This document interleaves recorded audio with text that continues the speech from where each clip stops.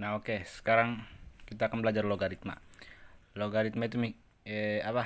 Untuk mengetahui logaritma itu kita perlu dasar-dasar itu eksponen sama ini aljabar. Nah, perlu dasar-dasar aljabar. Konsepnya gini. Kalau ada bentuk ini A pangkat B sama dengan C, maka berlaku A log C sama dengan B gitu. Nah, jadi A dipangkatin B sama dengan C gitu. Itu konsep dari logaritma. Jadi kalau misalnya ada 3 kuadrat sama dengan 9, 2 itu dinyatak gimana nyatakan apa? 2 itu dinyatakan berapa dari 3 dan 9. Nah, 3 log 9 sama dengan 2 gitu. Nah, ini sebenarnya ada syarat nih, syarat logaritma. A log C sama dengan B. Nah, ini syaratnya adalah A-nya itu harus di antara 0 sampai 1 atau A-nya itu lebih dari 1 gitu. Kenapa A-nya tidak sama dengan 1? Kenapa A-nya tidak sama dengan 1? 1 log berapa deh fx, ya kan? Sama dengan x sorry, sama dengan y misal. Kenapa tidak bisa seperti ini? Kan 1 pangkat berapapun 1 kan, jadi tidak bisa dinyatain non logaritma gitu. Nah, ini ada syarat lagi nih, sebenarnya, dan C-nya harus lebih dari 0. Oke, karena tidak apa ya? Karena kan gini.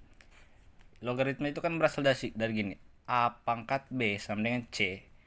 Maka dalam bentuk eksponen gini, gak mungkin C-nya itu sama dengan 0 kan? Gak mungkin C-nya itu sama dengan 0. Gak mungkin gitu. Jadi ini kan kalau nyatakan logaritma berarti A log C sama dengan B. Karena C-nya tidak mungkin 0, ya udah C-nya ini harus lebih dari 0 gitu. Itu konsep dasar dari logaritma.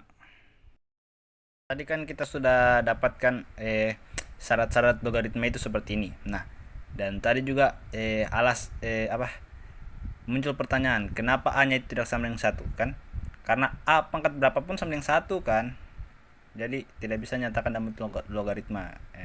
Contohnya ini kan kalau kita nyatain dalam bentuk logaritma berarti 1 log 1 sama dengan ya ini berapapun gitu. Atau gini sebagai contoh, misalnya 1 kalau pangkatnya ternyata 2 berarti 1 log 1 sama dengan 2. Kalau pangkatnya 3, 1 pangkat 3 sama dengan 1 juga kan, berarti 1 log 1 sama dengan 3, ya kan? Betul tidak 2 sama dengan 3? Beda kan? Nah, jadi untuk mempermudah, jadi A-nya tidak boleh 1. Kenapa A-nya tidak boleh sama dengan 0? Kenapa A-nya tidak boleh sama dengan 0? Karena 0 pangkat berapapun sama dengan 0 kan. Ada juga ada juga kalau misalnya 0 pangkat 0 itu tak terdefinisi. Nah, definisi. Nah, makanya itu ya A-nya tidak boleh sama dengan 0. Kenapa A-nya tidak boleh negatif? Contohnya misalnya kan min 2 pangkat 2 sama dengan 4. Berarti min 2 log 4 sama dengan 2. Nah, kalau 2 ini 2 ya. 2 kuadrat sama dengan 4. Berarti 2 log 4 sama dengan 2 kan? Nah, min 2 log 4 sama dengan 2. 2 log 4 sama dengan 2.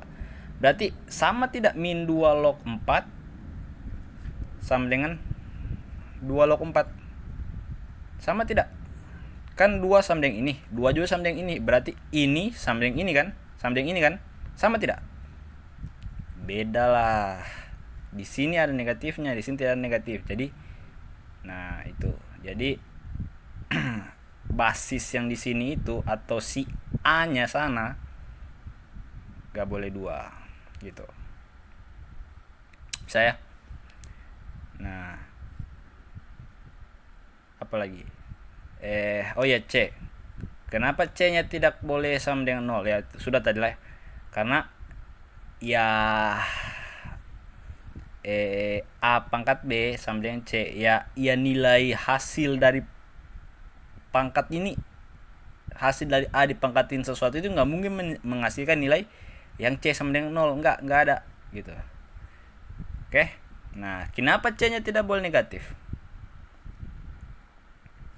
Misalnya oke gini, misalnya min 2 pangkat 3 sama dengan min 8 kan.